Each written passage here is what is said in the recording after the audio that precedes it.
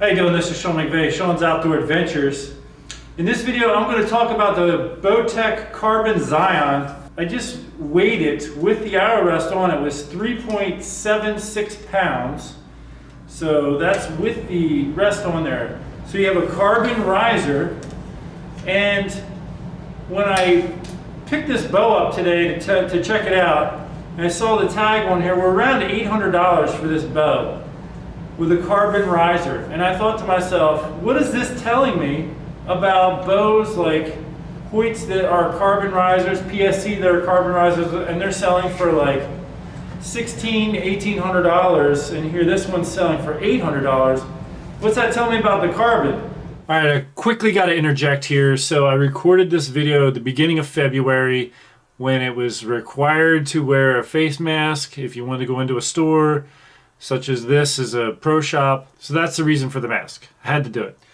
I also drew a question in my own mind while reviewing this bow. Here's a carbon riser, and the bow costs around, I forget now, $700-800 compared to, you know, $1,500-1,600 for some other carbon riser bows from other brands. So I called BowTech and I said, what is it about this carbon riser that has the bow priced around $800, and for some of the other manufacturers, you know, they have carbon riser bows that are twice that? He said, I don't know. It's like, all right, well, let me try calling Hoyt, because, you know, they're the first bow manufacturer to come out with a carbon riser bow. So I called them and I said, what's the difference between, you know, your carbon riser and like the BowTech Carbon ZION? And the guy said, well, I don't know what they're doing with their bow, but we have unidirectional carbon, whereas, you know, some of the manufacturers out there just use tubular like carbon. So it would just be like a tubular carbon. The way he was explaining it is it's just this pretty consistent, the same all the way through. Now with the unidirectional carbon, such as what Hoyt employs, they have extra carbon in weak spots of the riser to stiffen it up. So in that sense, he was saying that the bow would perform better, have less vibration, because they have carbon in the areas that need it the most. So, okay, so there you have it, folks. There would be probably the reason why this bow would be less expensive than a unidirectional carbon riser bow of, say, Hoyt, is because of the way, the process in putting the carbon in different areas of the riser itself. Now, I guess the next question for a potential buyer would be, how much is it worth it to me to get unidirectional carbon as opposed to tubular carbon if I want a carbon riser bow? So that's some input on that aspect of the review. Now let's go back to this review that I recorded initially back in February, and then initially did this sit down part a few weeks after that. So now it's almost a month after that. What a mess. Let's get this video done. Now I will point out, this is a solid limb bow. A lot of the bows nowadays you see are split limb. A lot of times when you see a solid limb, you're going to see a little piece bolted in here to give strength to the right in the fork of the limb there, because that's the weak point of the limb. So they have that to help, you know, prevent cracking.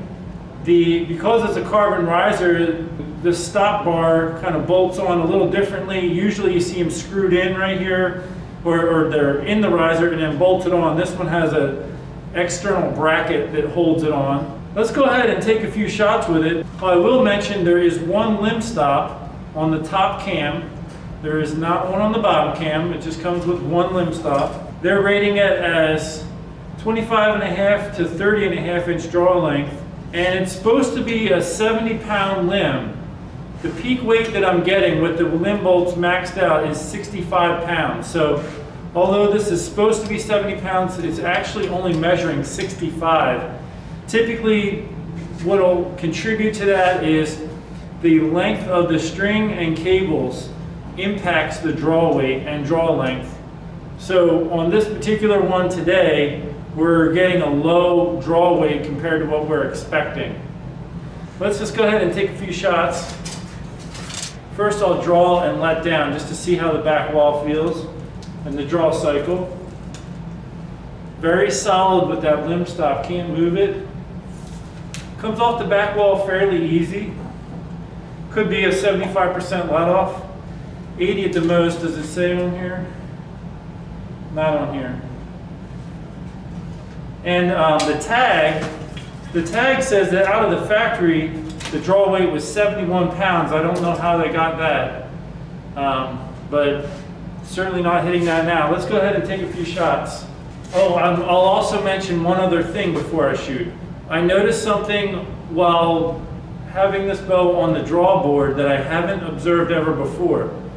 Normally what I do is I go to each inch of draw length, and I wait about 10 seconds for the weight to stabilize to take my reading. Normally when I do that, the draw weight, we hit that, let's say it's 10 inches. We hit 10 inches, and then as I wait, the draw weight comes down a little bit, because when I'm cranking, the force of the crank on the scale adds to the overall weight. And then when you wait, it comes back down. With this bow, when I got to the actual draw weight and stopped, it was going up for every reading all the way up the board. So I've never seen that before. I don't know if it's something to do with the carbon. I have no idea what influences that, but it's an observation I'm passing on to you that I thought was interesting.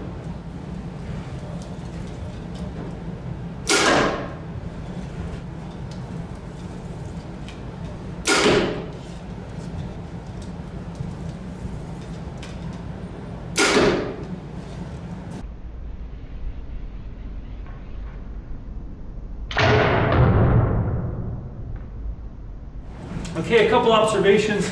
When the bow goes off, you do feel a little vibration in it. It's not really bad. It's actually overall a decent bow. And the speeds we were getting, 325 feet per second, is good. It compares to a lot of your flagship bows. It's lighter. If you're looking for something a little bit lighter, and also, you know, maybe the carbon riser appeals to you, this is a decent option. It does have, like BowTech has these little counterweights, and it flexes with a little rubber gasket in there to help absorb vibration. It has one of those down here. All in all, a decent bow. Let's go back over to the home office and just go over the final details with the data and the draw force curve.